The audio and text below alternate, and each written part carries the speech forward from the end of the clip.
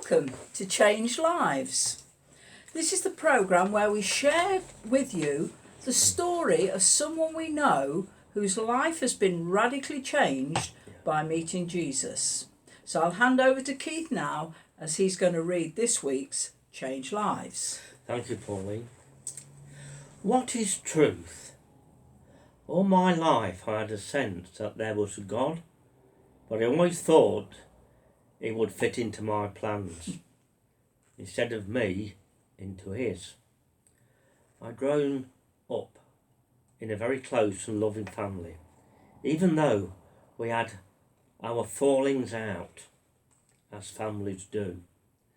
And I was the usual mischievous sort of boy. My parents never attended church, and we never grew up knowing about Jesus, or at least only what we learnt at school. When I left school, all that life seemed to be about was getting a good job, going out at weekends, having a good time with my mates and seeing who could pull the best girl. So during my 20s, life became one big party, and I mainly lived just for the weekends.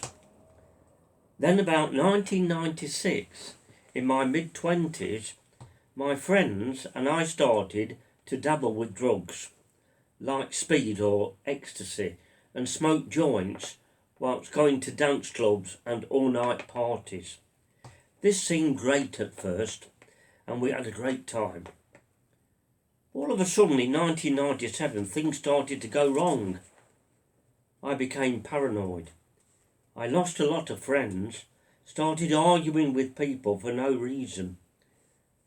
Thought people were talking about me, and when they weren't, I began to say, in all the time, I couldn't think straight. It was hell on earth.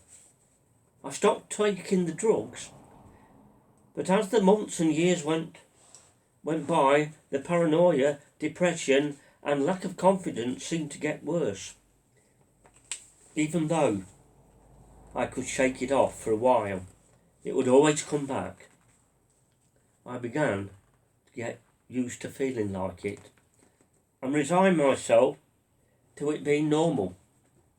During 2001, a guy at the place where I worked mentioned the Bible, and I will never forget the words he said to me. The Bible is the truth. And something changed in me from then on. I can't explain, but somehow I felt different. I went back to living life how I thought, and things were going okay until my dad was stuck in and had to have a heart op.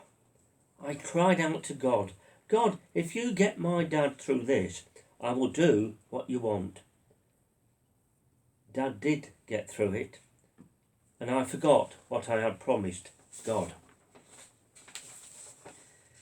Christmas time, that same year, I had a fall out with my sister, which was unusual, and the depression came back. I felt really down with the depression coming and going all the time. I remember saying, God, I just want to come home, meaning I just want to die.